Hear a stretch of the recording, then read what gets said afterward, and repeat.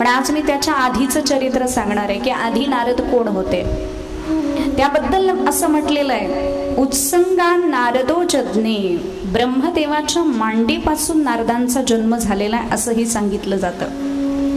मग ब्रह्मदेवापासून ते निर्माण झाले. भागवतामध्ये वर्णन आहे की ब्रह्मदेवाचे मानसपुत्र नारद आहेत. आणि मग नारद जेव्हा जन्माला आले, नारद प्रगट झाले, तेव्हा नारदांना ब्रह्मदेवानी सांगितलं की तू सृष्टीचा विस्तार कर, म्हणजे लग्न कर आणि सृष्टी विस्तार कर, संतती निर्माण कर. नारदांनी ब्रह्मदेवाला सांगितलं, अमृतापेक्षा श्रेष्ठ अशी कृष्ण भक्ती प्राप्त झाल्यानंतर कोणता असा दुर्भागी अभागी जीव असेल जो संसारामध्ये जाईल, म्हणून मला लग्न करायचं नाही. मी मूर्ख नाहीये विषय भोगायला. मी संतांच्या सहवासामध्ये आलो, शास्त्र माझ्या जीवनामध्ये आले, त्यामुळे मी आता विवाह करणार नाही आणि मी तुमचं ऐकू शकत नाही. नारदांनी जेव्हा असं उत्तर दिलं, ब्रह्मदेवाला राग आला आणि ब्रह्मदेवानी नारदांना शाप दिला की तू भ्रष्ट होशील आणि अत्यंत कामी म्हणून जन्माला येशील. तेव्हा नारदांनी उपबर्हण नावानं जन्म घेतला. उपबर्हण नावाचे गंधर्व नारदजी झाले.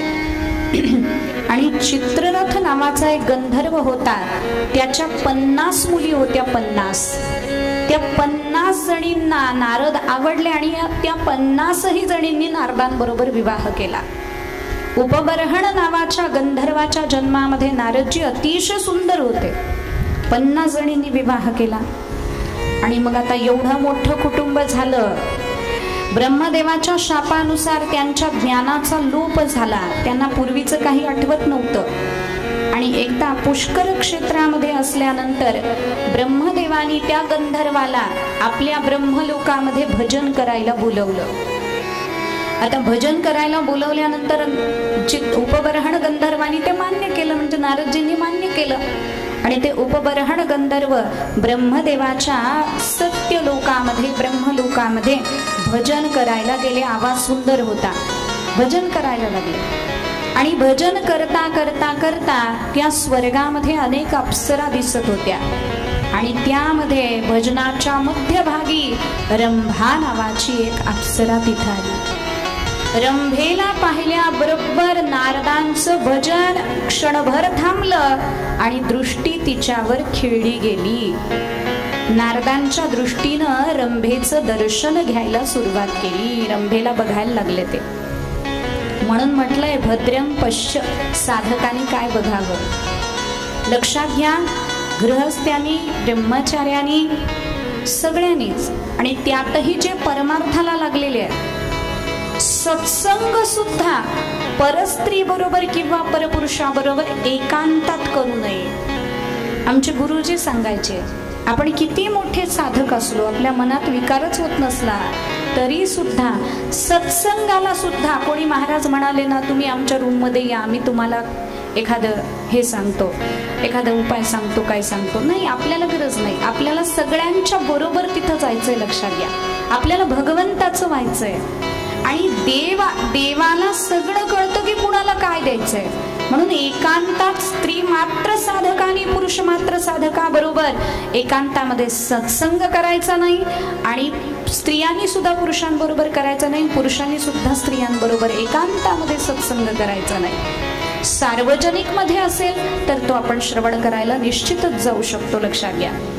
मग बऱ्याच जणांचा प्रश्न येतो, असं कुठं असतं का, दृष्टी पवित्र ठेवावी. बरोबर आहे, दृष्टी पवित्रच ठेवली पाहिजे, पण आपण शुकाचार्य नाही. जिथं सौभरी नावाचे ऋषी पाण्यामध्ये तप करत उभे होते अनेक वर्षापासून, आणि त्यांनी क्षणभर मत्स्यमैथुन पाहिलं. ते पाहिल्याबरोबर त्यांना लग्न करण्याची इच्छा झाली. त्यांनीही 50 कन्यांबरोबर विवाह केला आणि त्यांना 5000 पुत्र झाले असं वर्णन भागवताच्या 9व्या स्कंदामध्ये येतं. किती पुत्र झाले? 5000. विचार करा तुम्ही. म्हणजे भगवंताची माया कशी आहे, खतरनाक आहे, खतरनाक, डेंजर आजच्या भाषेत बोलायचं तर. म्हणून आपण सावधान राहिलं पाहिजे. मग त्या रंभेला पाहिलं आणि रंभेला पाहिल्यानंतर उपबर्हणाला वाटलं 50 कन्या तर आपल्या आहेत, ही रंभाई आपली झाली असती तर बरं झालं असतं. झालं. ब्रह्मदेवानी पाहिलं की त्या रंभेकडे उपबर्हण पाहतायत, म्हणून उपबर्हणाला तू मरून जाशील असा श्राप दिला. त्यानंतर नारदजी मरून पडले, म्हणजे ते उपबर्हण मरून पडले. पुढे मालावती त्यांची मोठी पत्नी होती, तिनं भगवंताचं आवाहन केलं आणि मग त्या उपबर्हण गंधर्वामध्ये प्राणसंचार झाला. पुन्हा उपबर्हण गंधर्वाची योनी सोडल्यानंतर ते दासीपुत्र झाले, लक्षात घ्या. आणि दासीपुत्र असताना त्यांनी आपल्या आई बरोबर संतांची भेट घेतली. त्यांची आई सुद्धा एक दासी होती आणि त्या आईनं चातुर्मासामध्ये संतांची सेवा करण्याचं व्रत घेतलेलं होतं. अर्थात ती दासी असल्यामुळे तिच्या वाट्याला ते आलं, पण ती सगळ्या महात्म्यांची सेवा करायची. ती पैसे मिळावे याकरता करायची. पण नारदांनी तसं केलं नव्हतं. नारदांनी जेव्हा महात्म्यांचा सहवास धारण केला, ग्रहण केला, तेव्हा नारदांना त्यांच्या सहवासामध्ये होणाऱ्या हरिकथा आवडायला लागल्या. मग नारदजी सतत त्या महात्म्यांच्या जवळ बसायचे. मग महात्म्यांनी लहान असणाऱ्या नारदांना सांगावं, जा रे जरा फुलं आण जा. मग त्यांनी फुलं आणून द्यावी. मग ती फुलं कोमल हाताने नारदांनी तोडावीत, ती एका टोकरीमध्ये भरावी आणि ती महात्म्यांना आणून द्यावी. फुलं कशी तोडावी, तुळस कशी तोडावी, बेल कसा तोडावा याचे सुद्धा नियम आहेत. तुळशीला नख नाही लागलं पाहिजे आणि बेलाला सुद्धा नख नाही लागलं पाहिजे. असे आधांतरी एकदम या दोन बोटाच्या मध्ये धरून असे तोडता आले पाहिजे. बरेच लोक कात्री घेऊन जातात आणि कात्रीनं तुळस आणि ते असं शेपमध्ये तोडली जाते ना, म्हणे आपण तोडल्यावर मग त्याला काही इन्फेक्शन झालं तर झाडाला कुठेही माणसाची कशीही बुद्धी चालते. मग ते बेल घ्यायला तोडायला कात्री घेऊन जातात. अशी सहज तोडता आली पाहिजे. दुपारी 12 वाजता तुळस तोडली की विष्णूचा शिरच्छेद केल्याचं पाप लागतं. म्हणून दुपारी 12 वाजता कधीही तुळस तोडायची नाही. मग जेवणाच्या पानावर तुळशीचं पान घालायचं असेल तर खाली पडलेली तुळस घ्यायची. तुळशीचं पान कधीही शिळं होत नाही, लक्षात घ्या. त्याला कधीही अशौचावस्था सांगितलेली नाही. तुळशीचं पान कधीही शिळं होत नाही, ते चालतं भगवंताला. एकदा तुळशीची माळ गळ्यात घातली, देह पवित्र झाला, म्हणून आपण गळ्यामध्ये तुळशीची माळ घालतो. असं तुळशीचं महात्म्य आहे. मग नारदांनी ती नाजूक हातानं, छोट्या छोट्या हाताने फुलं तोडून आणावीत. तुळशीचं पान तोडण्याचा सुद्धा एक मंत्र आहे. बेलाचं एक पान देवाला वाहिलं तर काय पुण्य मिळतं म्हणे, सोमयाग केल्याचं, 1000 सोमयाग केल्याचं पुण्य मिळतं. मी तुम्हाला सांगितलं का नाही मला आठवत नाही, पण सहज तुळशीचा विषय निघाला म्हणून सांगते. तुळशीचं एक काष्ठ, छोटंसं काडी तुळशीची, ती जर दिव्यामध्ये लावली, तुपाचा दिवा देवाला आरती करायची आणि ती काडी त्या दिव्यामध्ये लावली आणि दिवा प्रज्वलित केला तर 10,000 करोड दीपदानाचं पुण्य लागतं. 10,000 करोड दीपदानाचं पुण्य लागतं. देवाला तो दीप अतिशय आवडतो. चांदीचा दिवा संतुष्ट होणार नाही, सोन्याचा दिवा अर्पण केला देव संतुष्ट होणार नाही, पण एक तुळशीची काडी छोटीशी दिव्यामध्ये लावली आणि दिवा प्रज्वलित केला तर भगवान संतुष्ट होतात आणि हवी ती इच्छा मनोकामना पूर्ण होते. मी जेव्हापासून पद्मपुराणामध्ये हे वाचलं ना, तेव्हापासून मी नियमच घेतला, रोज देवाला तसाच दिवा लावायचा. तुम्ही घ्या, देवाला रोज असाच दिवा लावायचा. वाळलेली तुळस छोटे छोटे कुठेही मिळते, कशी मिळते, सहज सोपं साधन आहे. आपले फुलवाती असतात ना, त्याच्यात ते घालूनच ठेवायचे. तुळशीचे छोटे छोटे काष्ट असे घालूनच ठेवायचे. 1-2 फुलवात लावल्या की त्याच्याबरोबर ते तुळशीचं काष्ट लावायचं. अहो, भरभरून भगवान आशीर्वाद देतात, देवाला खूप आनंद होतो. आपलं धर्मशास्त्र इतकं सोपं आहे ना, लक्षात घ्या. काही वेगळं मोठं करायची गरज नाहीये. छोटे छोटे हे उपाय जाणून घेतले ना की भगवंताला सहज प्रसन्न करता येतं. कोणतीही मनोकामना एका वर्षाच्या आत पूर्ण होते जर हा नियम केला तर, असं पद्मपुराणकार सांगतात. म्हणून नारदांनी ते सुंदर सुंदर फुलं तोडून आणावेत आणि मग महात्म्यांना द्यावेत. महात्म्यांनी त्यांना सांगावं, जा पाणी आण जा, त्यांनी पाणी आणावं. असे नारदजी काम करायला लागले. आणि असं असतं, जो शिष्य आज्ञा पाळतो, जो शिष्य सेवा करतो, त्याच्यावर सद्गुरूचं प्रेम जडतं, साहजिक आहे. तसं नारदजी त्या सगळ्या महात्म्यांचे आवडते झाले. लहान वय, त्यातही भगवंताची आवड, त्यात निर्मळ मन, आज्ञाधारकता, हे सगळे गुण नारदांमध्ये महात्म्यांना दिसले आणि महात्म्यांनी नारदांना उद्धरून न्यायचं असं ठरवलं, उद्धार करून न्यायचं असं ठरवलं. आणि मग 4 महिने संपले, ते महात्मे निघून चालले. महात्मे निघून चालल्याबरोबर नारदांनी पाय धरले आणि सांगितलं, मला तुमच्याबरोबर यायचंय. महात्म्यांनी सांगितलं, आई असेपर्यंत तिला सांभाळणं ही तुझी जबाबदारी आहे, पण आम्ही जाता जाता तुला काहीतरी देऊन जाणार आहोत. म्हणे वासुदेव गायत्रीचा मंत्र आम्ही तुला प्रदान करतो. मननात्रायते इति मंत्रहा. मनन ज्याचं करायचं असतं, मननानं जो तारतो त्याला मंत्र म्हणतात, म्हणून तो मंत्र आम्ही तुला देतो म्हणे. नारदांना तो मंत्र दिला गेला. ओम नमो भगवते तुभ्यं वासुदेवाय धीमहि प्रद्युम्नाय अनिरुद्धाय नमः संकर्षणाय च.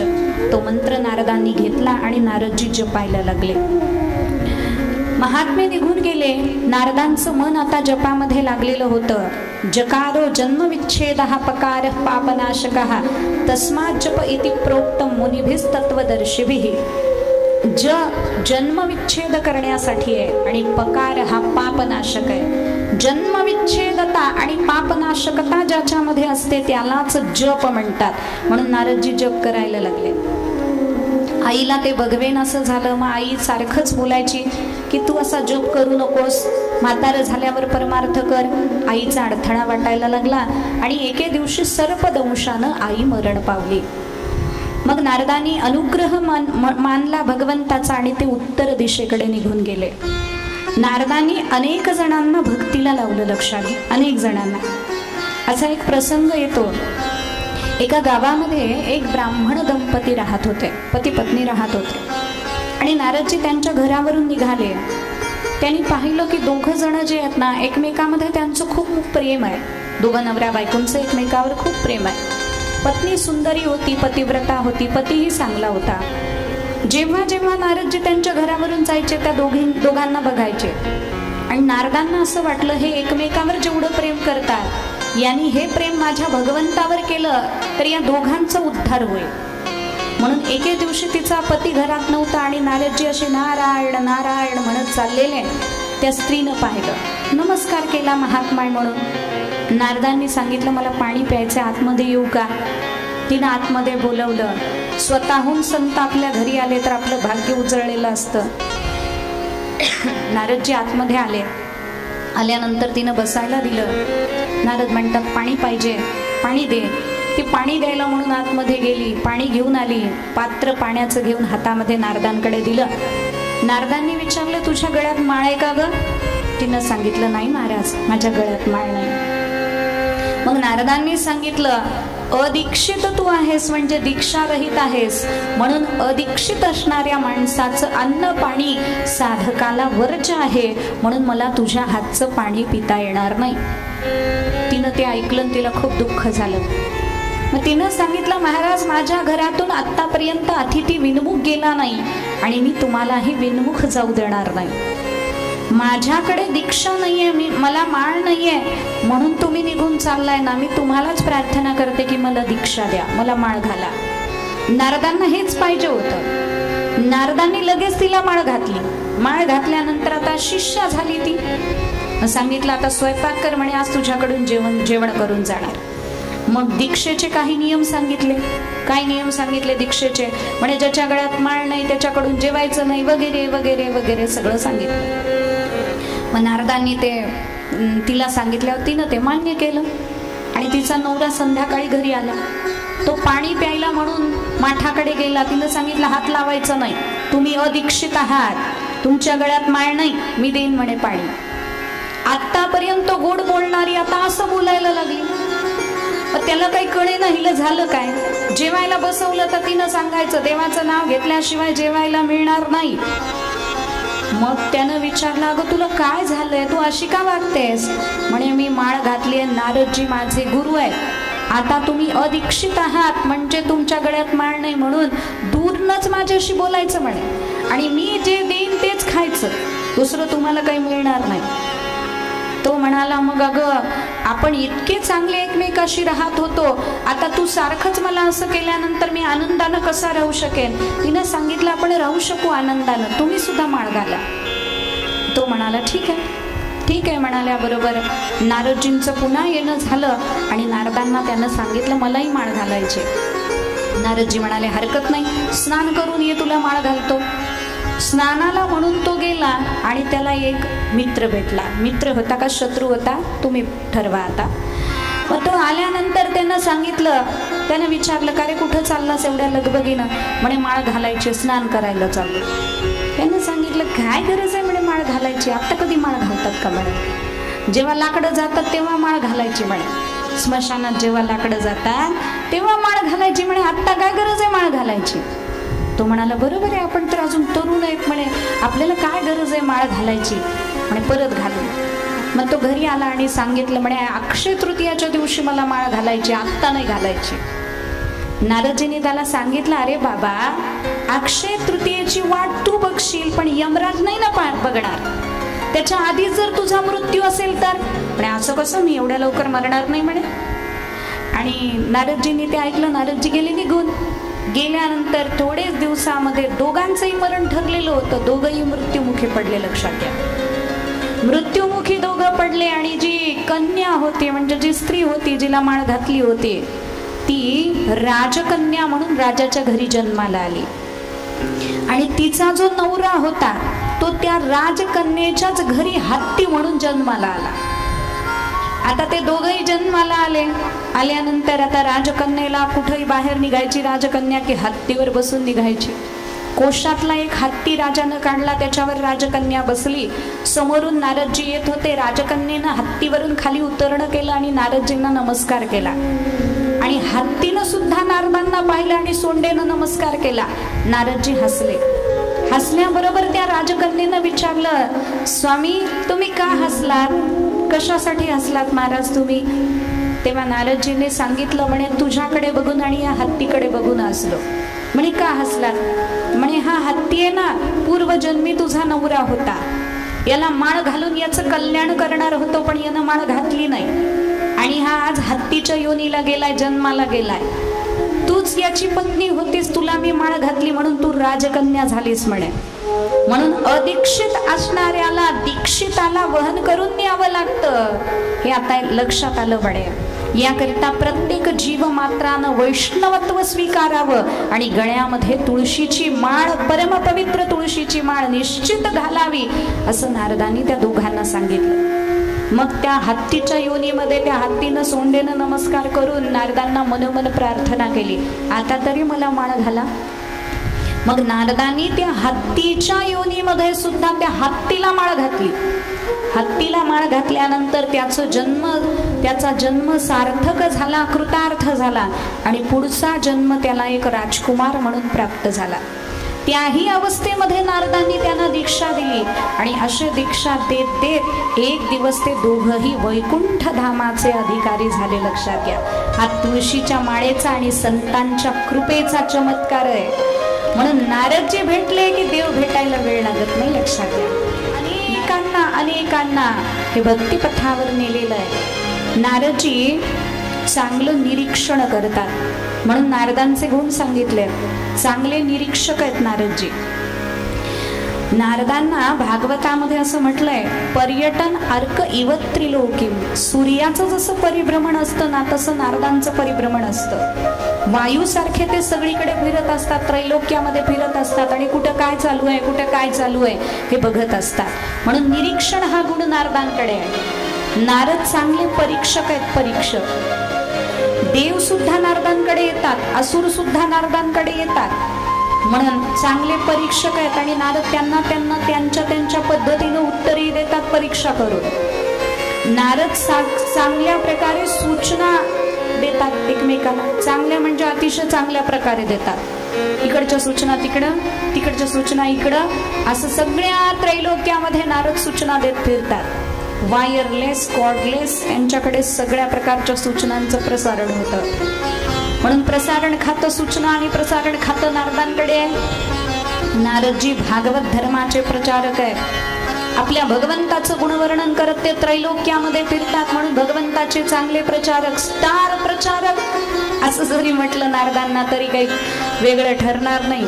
म्हणून नारदजी चांगले प्रचारक आहेत. आणखी एक वैशिष्ट्य आहे नारदांचं, नारदजी उत्तम पत्रकार आहेत. लक्षात घ्या, उत्तम प्रकारची पत्रकारिता संजयाकडे एक आहे आणि नारदांकडे एक आहे. संजयानं अशी पत्रकारिता केली, धृतराष्ट्राला युद्धभूमीवर जे चाललेलं आहे तेच सांगितलं, मनाचं काही घालून सांगितलं नाही. असे संजय पत्रकार आहेत. आणि नारदजी जरा आजच्या सारखे, आजचे जसे पत्रकार असतात ना, चांगलं असं तिखट मीठ लावून सांगणारे, तसे नारदजी पत्रकार आहेत. म्हणून अशा अनेक गुणांनी युक्त असणारे नारदजी व्यासांना सांगतात, मला जेव्हा दासीचा पुत्र होऊन मी जन्माला आलो होतो, मी भगवंताची भक्ती केली आणि भक्ती केल्यानंतर माझा तो देह पडला आणि नंतर ब्रह्मदेवाचा मानसपुत्र म्हणून मी जन्माला आलो. हे मला सामर्थ्य प्राप्त झालं ते भगवंताच्या चरित्र कथेनं, भगवंताची कथा ऐकल्यामुळे. म्हणून व्यास महर्षी, तुम्ही भगवंताच्या दिव्य चरित्राचं गायन करा. व्यासांना नारदांनी आपलं पूर्व चरित्र सांगितल्यानंतर व्यास महर्षी आनंदित झाले. व्यासांनी नारदांना नमस्कार केला आणि नारदांनी व्यासांना चतुश्लोकी भागवताचा विधी सांगितला. चतुश्लोकी भागवत सांगितलं. अहमेवासमेवाग्रे नान्यद्यत् सदसत्परम पश्चादहं यदेतच्च योवशिष्येत सोऽस्म्यहं ऋतीर्थं यत् प्रतीयेत न प्रतीयेत चात्मनि तद्विद्यादात्मनो मायां यथा भासो यथा तमः. 4 श्लोकामध्ये चतुश्लोकी भागवताचा विस्तार करून सांगितला. आणि ते 4 श्लोक ऐकल्यानंतर व्यासांनी त्या 4 श्लोकांना 18,000 श्लोकामध्ये परिवर्तित केलं आणि श्रीमद भागवत महापुराण नावाचा ग्रंथ व्यासांच्या विशाल दिव्य आणि प्रतिभासंपन्न लेखणीमधून प्रगट झाला. असा तो भागवत नावाचा ग्रंथ निर्माण झाला. हे का सांगितलं एवढं सगळं? कारण शौनकादी ऋषींनी सूत महर्षींना विचारलं होतं, कस्मिन युगे प्रवृत्तेयम, हे भागवत कसं निर्माण झालं, कुणी निर्माण केलं, का निर्माण केलं? त्याच्यासाठी आत्तापर्यंतचा कथाभाग सांगितला. यानंतरचा कथाभाग बघायचा आहे. थोडं पावसाने आपल्यावर अमृत वर्षा केलेली आहे आणि त्याचबरोबर आपली कुंभकर्णाची बायकोही थोडी थोडी येते असं वाटतंय, म्हणून तिला घालवं आणि मग पुढच्या कथेकडे वळू.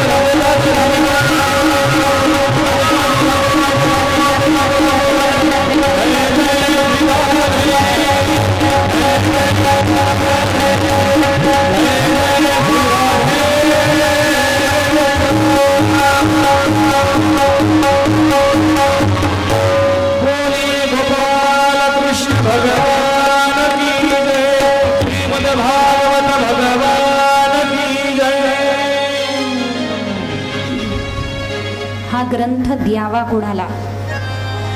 कारण ग्रंथाची रचना करणं एवढंच ग्रंथकर्त्याचं काम नाहीये. त्या ग्रंथातल्या ज्ञानाचं संरक्षण व्हावं आणि योग्य माणसाकडे ते ज्ञान जावं हे सुद्धा ग्रंथकर्त्याचं कर्तव्य असतं, लक्षात घ्या. म्हणून ज्ञानोबरांनी पसायदानामध्ये सगळ्यांसाठी जेव्हा मागितलं तेव्हा ग्रंथोपजीवींसाठी सुद्धा मागितलं. आणि ग्रंथोपजीवीये विशेषी लोकीये दृष्टादृष्ट विजयी होवावेजी. ग्रंथोपजीवी म्हणजे कोण? ग्रंथावर उपजीविका करणारे ते ग्रंथोपजीविका म्हणे नाही. ग्रंथ हेच ज्यांचं जीवन आहे ते ग्रंथोपजीवी. अज्ञानाच्या ग्रंथीला छेदणार जे असतं त्याला शास्त्र किंवा ग्रंथ म्हणतात. अशा वाक्यांचा समुदाय म्हणजे ग्रंथ असतो. मग आता एवढा सुंदर भागवतासारखा ग्रंथ तयार झाला, पण तो द्यायचा कुणाला हा प्रश्न असा ऐकलेला आहे. हा ग्रंथ त्यांनी शुकाचार्यांना दिला.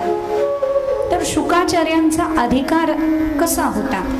किंवा शुकाचार्य इतके विरक्त होते की शुकाचार्य कुणाकडेही अधिक वेळ थांबत नसत. साधूनं फिरत राहिलं पाहिजे, नदीनं वाहत राहिलं पाहिजे, तसं शुकाचार्य कुणाकडेच थांबत नव्हते. मग ध्यान कसं केलं? तेव्हा सूत महर्षी सांगायला लागले, आत्मारामाश्च मुनयो निर्ग्रंथापिरुक्रमे कुर्वन्ति हैतुकीं भक्तिम इत्थं भूत गुणो हरिः. भगवंताचे गुण असे श्रेष्ठ आहेत म्हणे की आत्माराम महात्म्यांना सुद्धा स्वतःकडे खेचून घेतात. विषय जिणवणी जन्माला आलेले शुकाचार्य होते. शुकाचार्यांच्या वैराग्याबद्दल अशी एक कथा सांगितली जाते. जनकाच्या दरबारामध्ये नारद आणि शुकाचार्य हे दोघ जण आले आणि दोघ जण आल्यानंतर दोघही ब्रह्मचारी, दोघही श्रेष्ठ. आता कुणाची पूजा आधी करायची, कोण ज्ञानी कोण श्रेष्ठ याचा विचार सुरू झाला. सगळे विद्वान बसले. कोणी नारदांचे गुण वर्णन करून दाखवले, कोणी शुकाचार्यांचे गुण वर्णन करून दाखवले, पण कोणत्याच प्रकारानं कमी जास्त प्रमाण त्यांच्यामध्ये होईना. मग कोणाची पूजा करायची? तर जनकाची महाराणी होती सुनयना. तिनं सांगितलं एक काम करू म्हणे, एका दासीला पाठवू आणि दोघांना एका ठिकाणी बसवा, त्यांच्यामध्ये जाऊन दासी बसे. जनकाने विचारलं यानं काय होईल? म्हणे मी सांगते काय होईल ते. मग दोघांना बसवण्यात आलं आणि सुनयनेनं एका दासीला पाठवलं आणि दासी बरोबर दोघांच्या मध्ये जाऊन बसली. नारदांनी जेव्हा दासीमध्ये बसलेली हे पाहिलं तेव्हा नारदांनी आपली इंद्रिय आवरून घेतली, थोडंसं बाजूला सरकले. स्त्री स्पर्श होऊ नये म्हणून असं बाजूला सरकले. शुकाचार्य मात्र जसे होते तसे बसून राहिले. मग सुनयना तिथं आली, नमस्कार केला दोघांना आणि नारदांना प्रश्न केला, दासी इथं आल्यानंतर तुम्ही तुमची इंद्रिय का आवरून घेतली? नारदांनी सांगितलं मी ब्रह्मचारी आहे, स्त्री स्पर्श मला वर्ज्य आहे, साधकानं स्त्री स्पर्श करू नये म्हणून मी माझी इंद्रिय आवरून घेतली, मी स्वतःला सावरलं. मग शुकाचार्यांना विचारलं, म्हणे नारदजी म्हणतात साधकाला स्त्री स्पर्श वर्ज्य आहे, मग तुम्ही हिच्यापासून दूर का नाही सरकला? शुकाचार्यांनी सांगितलं ही स्त्री आहे हे मला कळलंच नाही म्हणे.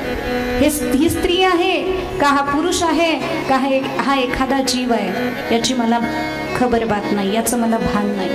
मग सुनयनेनं सगळ्या धर्मसभेमध्ये सांगितलं, राज्यसभेमध्ये सांगितलं, आधी पूजा शुकाचार्यांचीच होईल.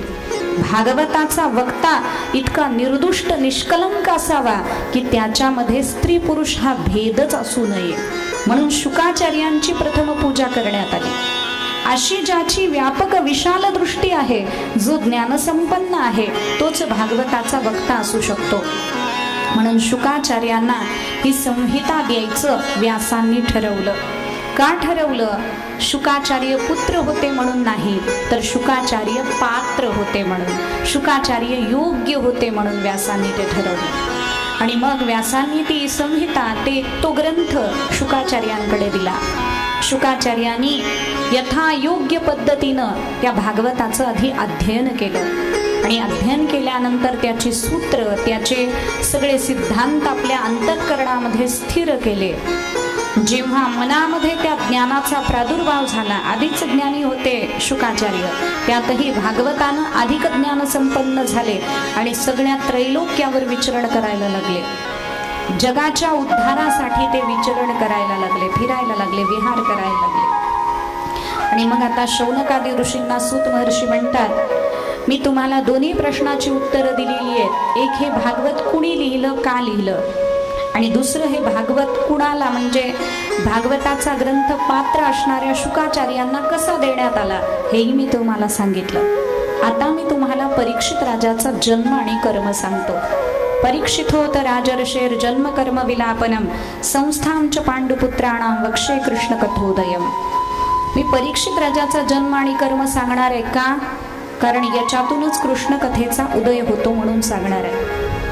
अश्वत्थाम्यानं द्रौपदीची 5 मुलं मारली, पण द्रौपदीनं त्या अश्वत्थाम्याला सोडून द्या अशीच मागणी भगवंताकडे केली. त्याच दरम्यान भगवंतानी उत्तरेच्या गर्भाचं संरक्षण केलं, ज्या गर्भामध्ये परीक्षित राजा वाढत होता. आणि उत्तरेच्या गर्भाचं संरक्षण भगवंतानी केल्यानंतर, परीक्षित राजाचं रक्षण भगवंतानी केल्यानंतर भगवान द्वारकेला जायला निघाले. पण कुंतीनं थांबवून घेतलं आणि देवाला सांगितलं, जाऊ नका देवा. आणि मग कुंतीनं भगवंताची स्तुती केली, ज्याला कुंती स्तुती म्हणतात. नमस्ये पुरुषं त्वाद्यम ईश्वरं प्रकृते परम अलक्षम सर्व भूतानाम अंतर्बहिर्वस्थितम. कुंती माता म्हणते, देवा मी तुला नमस्कार करते.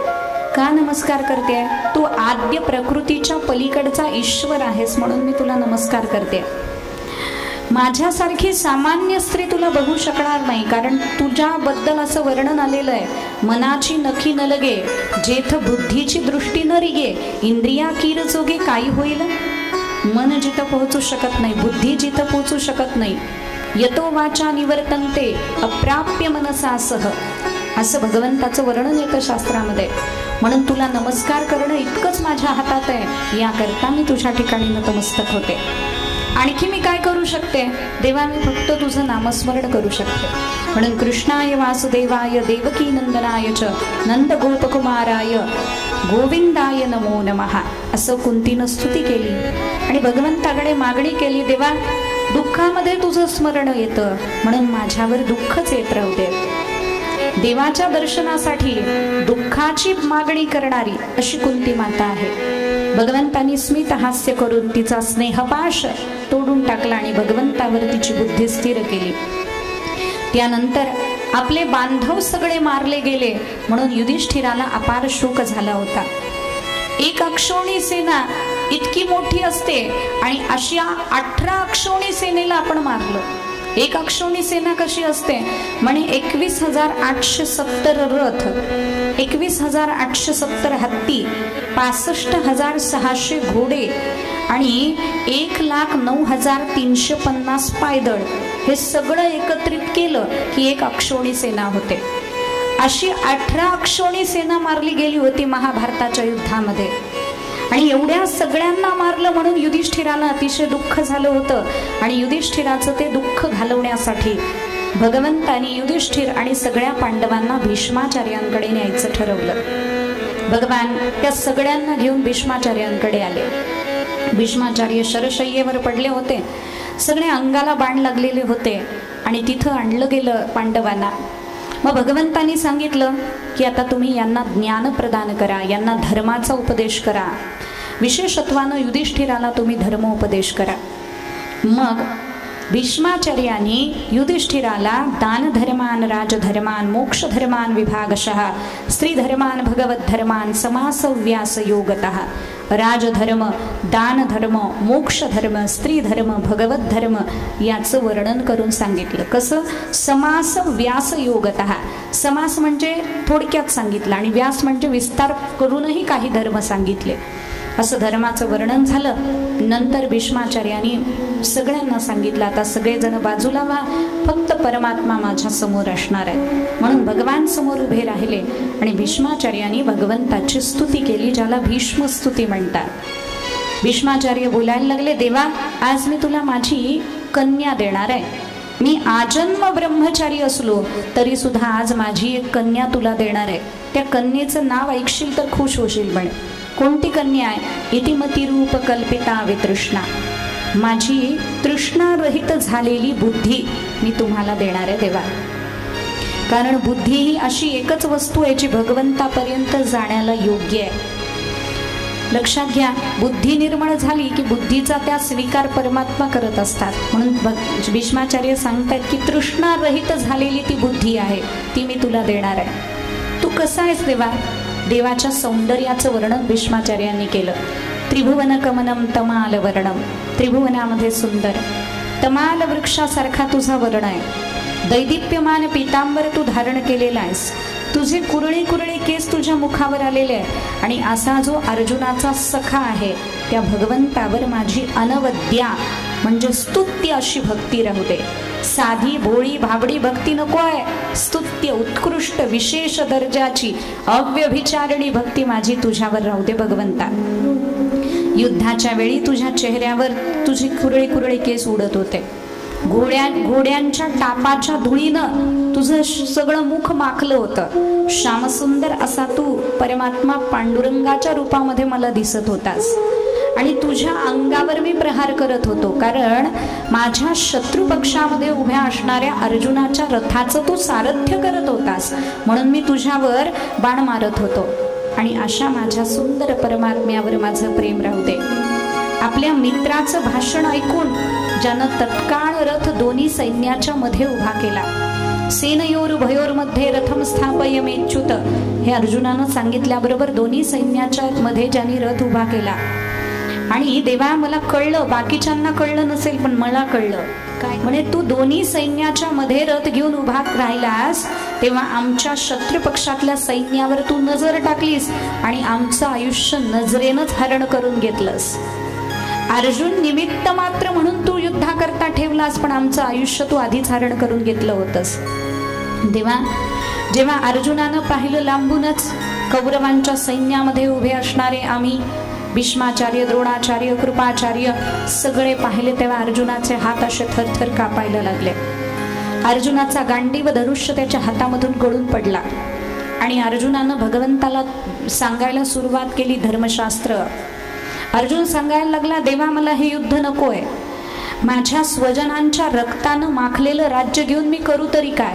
त्याच्यापेक्षा भिक्षा मागून जगणं माझ्यासाठी श्रेयस्कर आहे, असं अर्जुनाने सांगितलं. तेव्हा आपल्या मित्राच्या बुद्धीला झालेला मोह ज्यांनी गीता रूपी शास्त्र जगाला देऊन घालवून टाकला, कर्तव्यच्युत झालेल्या अर्जुनाला पुन्हा उभं केलं भगवंतानी. बघा तुम्ही पहिल्या अध्यायामध्ये अर्जुनाचं जे बोलणं आहे ना, पहिल्या अध्यायाचं नावच आहे अर्जुन विषाद योग. त्याला विषाद झालेला आहे, त्याच्या अंगात काही त्राणच राहिलं नव्हतं अर्जुनाच्या. स्वजनांना मारावं कसं म्हणून अर्जुन विचार करत बसला होता, रडत होता. अशक्तपणा त्याला आलेला होता, सगळ्या अंगावर घाम उभा राहिलेला होता, घामानं शरीर भरलं होतं, काही कळत नव्हतं. अशा मगाशी सांगितल्याप्रमाणे डिप्रेशन मध्ये गेलेल्या आपल्या मित्राला गीतेचा उपदेश भगवंतानी दिला. त्याला सांगितलं, अर्जुना काय बोलतोयस तू? अरे समोर तुझे शत्रू पक्षातले आहेत, कोणी तुझं काका आहे, मामा आहे म्हणून तू विचार करतोयस? काय विचार करण्याची गरज आहे? भीष्माचार्य, द्रोणाचार्य, कृपाचार्य तुझ्याकडे आले आशीर्वाद द्यायला, तर 1000 वेळा त्यांचे चरण धरून नमस्कार करणं हे तुझं कर्तव्य आहे. पण अरे ते युद्धाला आलेले आहेत, युद्धाला आल्यानंतर त्यांच्या बरोबर युद्ध करणं हेच तुझं कर्तव्य आहे. तू असं का समजतोय की आपण भीष्माचार्यांबरोबर युद्ध करतोय? तू असं का समजतोयस की आपण कृपाचार्यांबरोबर युद्ध करतोय? युद्ध त्यांच्या बरोबर चाललेलं नाहीये, युद्ध अधर्माबरोबर चाललेलं आहे. अरे माझं तरी बघ, माझा मामा, सख्खा मामा कंस अधर्माच्या पक्षामध्ये होता, मारून टाकलं की नाही मी त्याला? विचार केला का तो माझा मामा आहे म्हणून? विचार नाही केला. अधर्माच्या पक्षात जो कोणी उभा आहे तो आपला शत्रू आहे अर्जुना. धर्मनिष्ठ पुरुषानं अधर्मी माणसाला मारलंच पाहिजे. म्हणून अर्जुना घे धनुष्यबाण, घे हातामध्ये आणि चालव धनुष्यबाण. तरी अर्जुनाला कळत नाहीये. मग कर्मयोग, भक्तियोग, ज्ञानयोग, राजविद्या, राजगुह्य योग, पुरुषोत्तम योग, अनेक योगाने भगवंतानी हळूहळू हळूहळू अर्जुनाची मनस्थिती तयार केली. आणि सगळं सांगितल्यानंतर भगवान काय म्हणाले अर्जुनाला, यथेच्छसी तथा कुरु. तुला सगळं सांगितलं, आता तुला जे करायचंय ते कर. मग अर्जुन काय म्हणतो, करिष्ये वचनम तव. देवा तू म्हणतोय तसं मी करणार आहे बरं, कारण माझं कर्तव्य मला आता कळालेलं आहे. मी धनुष्यबाण घेतला पाहिजे. भगवंतांनी सांगितलं होतं, हातो वा प्राप्स्यसि स्वर्गम जित्वा वा भोक्षसे महिम. मेलास तर स्वर्गाला जाशील आणि जिंकलास तर पृथ्वीचा उपभोग घेशील, घाबरतोस कशाला? कर युद्ध, फलाची अपेक्षा सोडून युद्ध कर, मी तुझ्या पाठीशी आहे. आणि भगवंताच्या या प्रेरणायुक्त वचनाने अर्जुनामध्ये शक्ती संचार झाला आणि अर्जुनानं युद्ध केलं आणि करून ते जिंकून दाखवलं. लक्षात घ्या, कारण सत्य संकल्प रूपानं परमात्मा पाठीशी उभे होते. आणि मग भीष्माचार्य म्हणतात, अशा गलित गात्र झालेल्या आपल्या मित्राला अर्जुनाला ज्याने पुन्हा धनुष्य घ्यायला उभं केलं, अशा माझ्या भगवंतावर माझं प्रेम राहू दे. देवा, अनेक ठिकाणी आपण बसलो उठलो, अनेक वेळा आपण बरोबर जेवलो, पण आज मला एक प्रसंग आठवतो. म्हणे देवा, स्वनिगम अपहाय मत प्रतिज्ञा ऋतमधिकर्तुमवप्लुतो रथस्थः धृतरथ चरणाभ्यया चलद्गुर हरिरिव हंतुमिभं गतोत्तरीयः. महाभारताचं युद्ध ठरलं आणि युद्ध ठरल्यानंतर दुर्योधन आणि अर्जुन भगवंताकडे सहायता मागायला गेले. सहायता मागायला गेल्यानंतर दुर्योधन आधी गेला आणि दुर्योधन भगवंताच्या डोक्याकडे जाऊन बसला आणि अर्जुन नंतर गेला आणि अर्जुनाला भगवंताचे चरण प्रिय होते म्हणून चरणाजवळ बसला. आता झोपलेल्या माणसाला डोक्याकडचा माणूस दिसतो का पायाजवळचा माणूस दिसतो? तुम्हाला कोणता दिसतो झोपल्यावर? पायाजवळचा दिसतो. बरोबर आहे, मला पण तसाच पायाजवळचा दिसतो, सगळ्यांना तसाच दिसतो. मग भगवंतानी असं पांघरून काढलं, पांघरून काढल्याबरोबर बघितलं पहिल्यांदा अर्जुनाला आणि अर्जुनाला बघितल्याबरोबर भगवान म्हणाले, अर्जुना अरे कसं काय येणं केलं? तेव्हा दुर्योधन म्हणाला, देवा आधी मी आलोय म्हणे, मला विचारा. मग भगवंतानी असं बघितलं तेव्हा डोक्याकडे तो दुर्योधन. भगवंतांनी सांगितलं, दुर्योधना अरे पायाकडचा मनुष्य माणसाला पहिल्यांदा दिसतो. म्हणे काही असेल देवा, पण मी युद्धासाठी तुमचं सहकार्य मागायला आलेलो आहे. भगवान उठले, अंतरुणाची गडी केली ठेवली, ते पांघरून घेतलं होतं त्याची गडी केली आणि ठेवली. ठेवल्यानंतर भगवान बोलायला लागले, असे हाताची गडी घालून बसलेले परमात्मा आणि बोलायला लागले, दुर्योधना माझं असं आहे म्हणे, मी हातामध्ये शस्त्र धारण करणार नाही या युद्धामध्ये. मी असं ठरवलेलं आहे की मी हातामध्ये शस्त्र धारण करणार नाही. एकीकडे माझी नारायणी सेना असेल आणि एकीकडे मी निशस्त्र असेल. तुला काय घ्यायचंय ते घे. दुर्योधनाने विचार केला, बरं झालं आपल्याला विचारलं, याला विचारलं असतं तर पंचायत झाली असती. मग दुर्योधन म्हणाला, ठीक आहे देवा, मी सांगतो काय पाहिजे ते. पण भगवान म्हणाले, थांब दुर्योधना, अरे माझं चुकलं म्हणे. काय? लहानाला अधिकार असतो की त्याला काय पाहिजे हे विचारायचं, म्हणून वाटणी करताना सुद्धा आधी लहानाला विचारलं गेलं पाहिजे. म्हणून अर्जुनाला विचारण्यात येईल म्हणे पहिल्यांदा, असं धर्मशास्त्र सांगतं दुर्योधना. दुर्योधन म्हणायला लागला, देवा असं कसं, मी पहिल्यांदा आलोय, मला विचारलं पाहिजे. भगवान म्हणाले, नाही, अर्जुनाला विचारण्यात. अर्जुनाला विचारलं, का रे माझी नारायणी सेना एकीकडे असेल आणि मी एकटा निशस्त्र एकीकडे असेल, तुला काय हवंय? अर्जुनानं सांगितलं, देवा मला नारायणी सेनेशी काही घेणं देणं नाही, मला तूच हवायस. अर्जुना विचार कर बरं, मी निशस्त्र आहे. भगवंत अर्जुनाने सांगितलं, मला काही गरज नाही म्हणे तुमच्या शस्त्राची देवा, तुम्ही आहात ना, बस झालं म्हणे, निशस्त्र असला तरी चालेल, मला तुम्हीच हवे आहात. मग दुर्योधनाने असा सुटकेचा निश्वास सोडला, म्हणे लहानाला मागायला सांगितलं, पण बरं झालं वेडाचे म्हणे अर्जुन, याला काही कळतच नाही काय मागितलं. म्हणे नारायणी सेना मागून घेतली असतं तर बरं झालं असतं, पण यानं देवाला मागून घेतलं, आता नारायणी सेना आपली. मग दुर्योधनाने उगीच तोंड बारीक केलं, म्हणे देवा मी तुम्हालाच मागणार होतो, पण या अर्जुनाने तुम्हाला मागितलं, बरं जाऊ दे म्हणे, आता मी नारायणी सेना घेतो. भगवान म्हणाले, घे. मग नारायणी सेना दुर्योधनानं घेतली, अर्जुनाला भगवान मिळाले. आणि मग दुर्योधन निघून गेल्यानंतर भगवान बोलायला लागले, अर्जुना चुकलास रे म्हणे, तुला मागायचं कळलं नाही. अरे सुंदर पात्र होतं, त्याच्यामध्ये माखन होतं, आता तुझ्याकडे फक्त पात्र राहिलंय, माखन दुर्योधन घेऊन गेलेला आहे. तेव्हा अर्जुनाने उत्तर दिलं, मला गरज नाही म्हणे त्या माखनाची, कारण माखन चोर माझ्याकडे, माखन कधी पण माझ्याकडे येऊ शकतं म्हणे, काळजी करण्याची गरज नाही.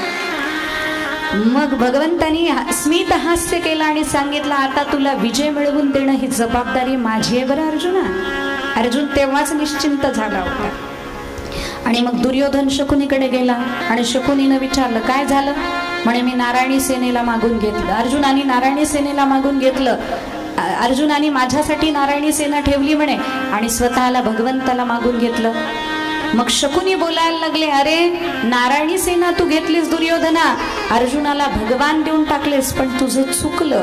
भगवान तू घ्यायला पाहिजे होतेस, कारण भगवान जिथं आहे तिथं विजय निश्चित आहे हे शकुनीनं सुद्धा सांगितलं. पण दुर्योधनाला ते काही पटलं नाही, दुर्योधनाने ते मान्य केलं नाही. पुढं युद्ध सुरू झालं आणि युद्ध सुरू झाल्यानंतर दोन्ही सैन्य एकमेकासमोर आले. भगवंतांनी युद्धाच्या आधीच प्रतिज्ञा केली, मी हातामध्ये शस्त्र धरणार नाही, फक्त युक्तीच्या 4 गोष्टी सांगेन. प्रतिज्ञा झाल्याबरोबर भीष्माचार्यांकडे ती प्रतिज्ञा आली. म्हणे देवानं प्रतिज्ञा केली आहे, मी युक्तीच्या 4 गोष्टी सांगेन, बाकी मी युद्ध करणार नाही. तेव्हा भीष्माचार्यांनी प्रतिज्ञा केली, म्हणे मी गंगापुत्र भीष्म प्रतिज्ञा करतो की मी भगवंताला हातामध्ये शस्त्र धरायला लावीनच, या युद्धामध्ये भगवान शस्त्र धरतीलच. आता दोन्ही प्रतिज्ञा एकमेकासमोर आल्या. युद्ध सुरू झालं आणि युद्ध सुरू झाल्याबरोबर अर्जुनाचा रथ घेऊन परमात्मा आले आणि भीष्माकडे भयानक अशा दुंदुभी वाजायला लागल्या. भीष्माकडे दुंदुभी वाजायला लागल्याबरोबर भीष्माचार्यांच्या त्या दुंदुभी ऐकून भगवान बोलायला लागले अर्जुनाला. काय बोलतात वर्णन केलं.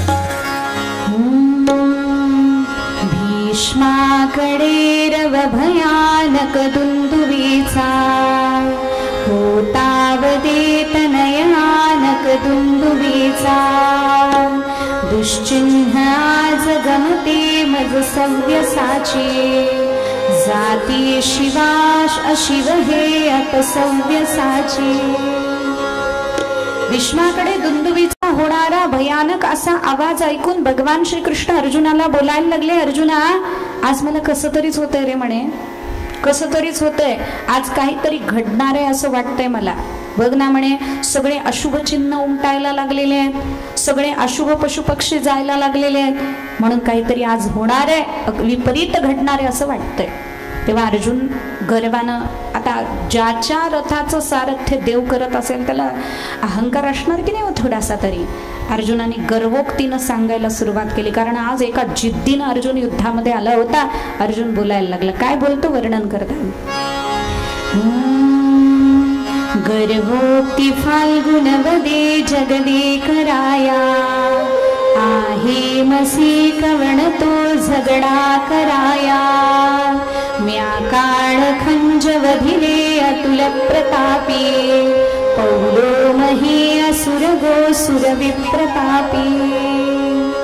म्हणे देवा तुम्ही घाबरू नका, अहो मी अनेकांना मारलेलं आहे म्हणे, कितीतरी लोकांना मी धूळ चटवली आहे म्हणे, असा माझ्या धनुष्यामध्ये ताकद आहे, तुम्ही घाबरू नका. मी असताना तुम्हाला घाबरायची गरज आहे का? भिवू नकोस देवा, मी तुझ्या पाठीशी आहे. अर्जुनाने भगवंताला सांगितलं. भगवान म्हणाले, म्हणून तर आमचं चांगलं चाललंय, आमचे भक्त आमच्या पाठीशी आहेत, म्हणून तर आमचं चांगलं चाललंय म्हणे. मग ते अर्जुनाचे गर्वानं फुगलेले बोल भीष्माचार्यांनी समोरून ऐकले आणि भीष्माचार्य बोलायला लागले, पितामह वदे तया प्रबल तू पृथानंदना, रमेश रथी सारथी चतुर्वागवी संध्यना, स्वयगत वयस्क मी प्रबळ वीर तुरे नवा, घडो रण धुरंदरा जय घडो सुखे वानवा. अर्जुना तुझं काय वर्णन करावं. रमेश रथी सारथी, तुझ्या रथावर रमेश म्हणजे लक्ष्मीचा पती सारथी म्हणून तुला लाभलाय. तुझ्या अंगामध्ये नवीन रक्त आहे जे सळसळत आहे, तू प्रबल आहेस, तरुण असा वीर आहे, आणि मी स्वयगत वयस्क, मी वयस्कर झालेला मी आहे म्हणे, मला माझ्यामध्ये काय शक्ती राहिलेली आहे. घडो रण धुरंदरा जय घडो सुखे वानवा, तुझा जय घडो, तुझा विजय प्राप्त होऊ दे तुला, असा भीष्माचार्यांनी आशीर्वाद दिला. आणि मग अर्जुनानं धनुष्य सिद्ध केलं. परीक्षिता मग शरासन पांडवाने, तो भीष्म देह खचिला शरतांडवाने, ज्याच्या कृपे सकळ पद्म भवांडवाने. भीष्मावर बाण मारायला अर्जुनानं सुरुवात केली आणि जसे जसे अर्जुनाचे बाण यायला लागले, भीष्माचार्यांनी ते हातात बाण पकडावेत आणि फेकून द्यावेत, हातात बाण पकडावेत आणि फेकून द्यावेत. आता अर्जुनाच्या धनुष्यामधून सुटणारे ते बाण होते काय, साधे बाण नव्हते. द्रोणाचार्यांचा शिष्य, आणि तोही साधा नव्हता अर्जुन, त्रैलोक्य जिंकण्याचं सामर्थ्य एकेका बाणामध्ये होतं अर्जुनाच्या. आणि ते बाण भीष्माचार्यांनी असे घ्यावेत आणि फेकून द्यावेत.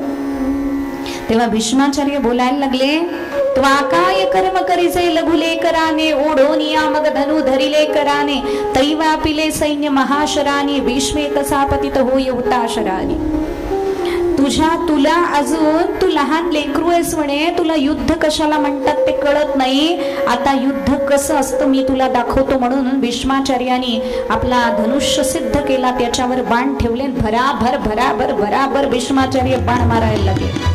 अर्जुनाला शरसंधान करायची वेळ सुद्धा भीष्माचार्यांनी दिली नाही आणि जसे बाण भराभर भराभर यायला लागले अर्जुनाला त्याचं प्रत्युत्तरच देता येईना आणि अर्जुनाला ते बाण लागले आणि अर्जुन बेशुद्ध होऊन खाली पडला.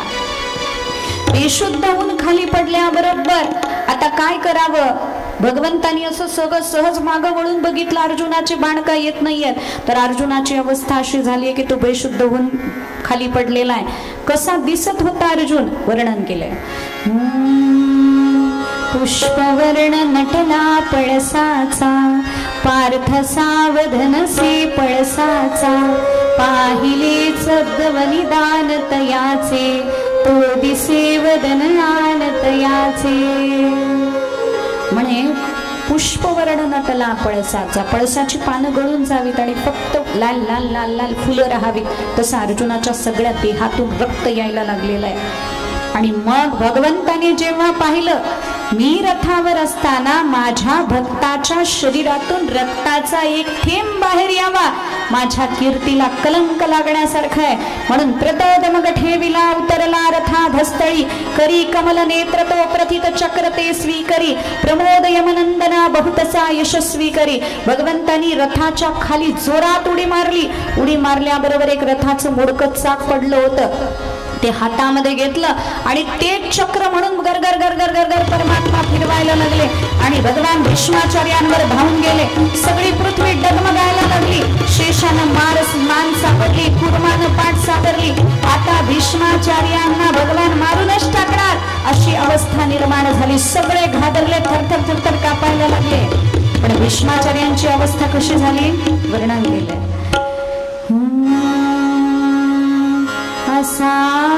येता देखे रथ निकट तो श्यामल हरी नृपागांगेयाच्या हृदयी भरल्या प्रेम लहरी शरातेच्या पाते त्यजुनी बदला तो गदगद रवे जगन्नाथे केले सकळ लोकात मज बरवे.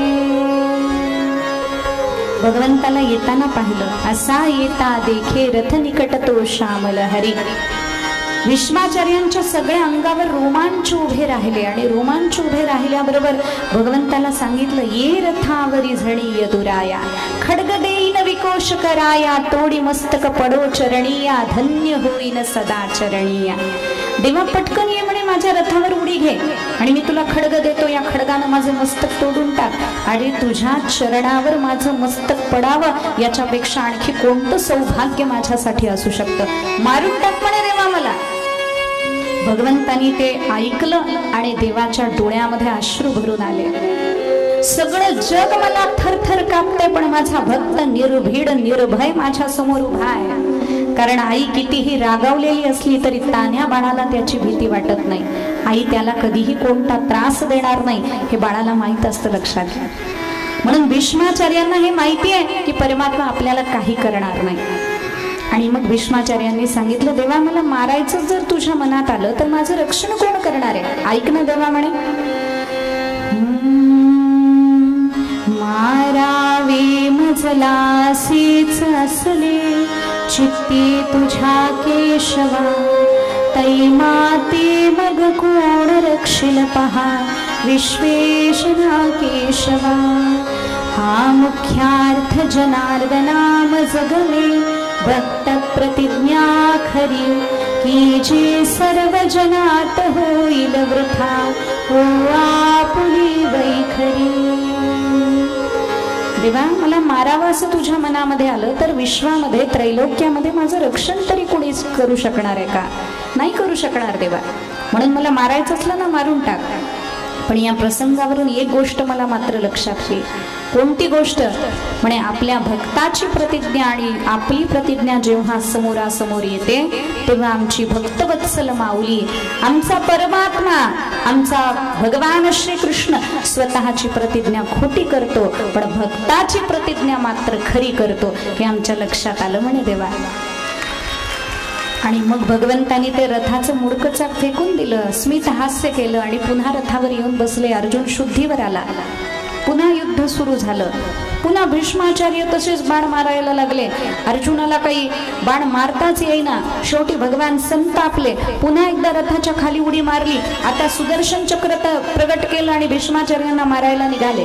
अर्जुन पाय धरतोय भगवंताचे, देवा तुमची प्रतिज्ञा आहे थांबा, देवा तुमची प्रतिज्ञा आहे थांबा. भगवान म्हणतात माझ्या भक्ताची प्रतिज्ञा खरी होत असेल तर माझ्या शेकडो प्रतिज्ञा मी ओवाळून टाकायला तयार आहे म्हणे. माझ्या भीष्माचार्यांची प्रतिज्ञा मात्र खरी झाली पाहिजे. यांनी म्हटलंय ना मला हातामध्ये शस्त्र धरायला लावीन, यांनी तसं करूनच दाखवलं म्हणे. भक्त तोच असतो जो करून दाखवतो, बोलत नाही, आधी केले मग सांगितले. आणि मग भगवंतानी जेव्हा शस्त्र हातामध्ये धरलं, भीष्माचार्य म्हणतात देवा मला तो प्रसंग वारंवार आठवतो. आणखी एक आठवतो म्हणे देवा, तुम्ही सारथ्य करत होता अर्जुनाच्या रथाचं पण कौतुक मात्र माझ्या रथाचं करत होता. म्हणे कसं? जेव्हा अर्जुनानं भीष्माचार्यांना बाण मारणं केलं तेव्हा भीष्माचार्यांचा रथ 40 हात मागे जात होता म्हणे. आणि भीष्माचार्यांनी अर्जुनाला बाण मारला की अर्जुनाचा रथ नुसता हलत होता. पण भीष्माचार्यांनी अर्जुनाच्या रथाला बाण मारला आणि रथ नुसता हल्ला तरी भगवान म्हणायचे वा पितामह काय बाण आहे तुमचा, असा बाण मी बघितलाच नाही, काय बाण आहे. आणि अर्जुनानं बाण मारल्यानंतर रथ 40 हात मागे गेला तरी भगवान एकदाही वा अर्जुना असं म्हटलेच नाही. मग अर्जुनाने बऱ्याच वेळा पाहिलं आणि देवाला विचारलं देवा चाललंय काय? माझ्या रथाचं सारथ्य करताय, कौतुक त्याचं करताय म्हणे तुम्ही, त्यांचं करताय. माझ्या बाणानं त्यांचा रथ 40 हात मागे जातो, एकदा सुद्धा वा अर्जुना तुम्ही म्हणत नाही. आणि त्यांच्या बाणानं नुसता माझा रथ हलतो तरी तुम्ही वा पितामह म्हणता, असं कसं काय? तेव्हा भगवंतांनी सांगितलं अर्जुना तुझं काय वर्णन करावं, तू नवीन रक्त असणारा तरुण मुलगा आहेस. तुझ्या हातामध्ये गांडीव धनुष्य आहे जे स्वतः सामर्थ्य संपन्न आहे. त्यात पुन्हा तू द्रोणाचार्यांचा शिष्य आहेस, त्यामुळे आणखी तुझं सामर्थ्य वाढलं. आणि तू बाण मारल्यावर त्यांचा रथ 40 हात मागे जातो, यात विशेष नाही. पण तुझ्या रथावर मी आहे आणि माझ्या अंगावर अनंत ब्रह्मांड आहे. त्यांचा बाण जेव्हा माझ्याकडे येतो तेव्हा अनंत ब्रह्मांडासहित रथ हलतोय, म्हणजे त्यांच्या बाणाची ताकद किती असेल याचा विचार कर अर्जुना. अवघ्या ब्रह्मांडाला हलवण्याची ताकद भक्ताच्या एका बाणामध्ये असते, एका बाणामध्ये. म्हणून अर्जुना भीष्माचार्यांचं कौतुक करावं तेवढं थोडं आहे म्हणे. मग अर्जुनाने ते मान्य केलं आणि अशा पद्धतीनं भीष्माचार्य म्हणतात देवा आता मी आसन्न मरण आहे, इच्छा मरणी मी आहे, आता प्राण सोडणार आहे तुला बघत बघत. म्हणून ही माझी स्तुती तुझ्या चरणावर मी समर्पित करतोय. म्हणून भीष्माचार्यांनी आपली स्तुती सुमन भगवंताच्या चरणावर समर्पित केली. कृष्ण एवं भगवती मनोवा दृष्टिवृत्तीविही आत्मन्यात्मानमावेश सोंत श्वास उपारमत. भगवंतावर दृष्टी ठेवून भगवंतावर चित्तवृत्तींचा लय करून भीष्माचार्यांनी आपले प्राण भगवंतामध्ये विलीन करून टाकले.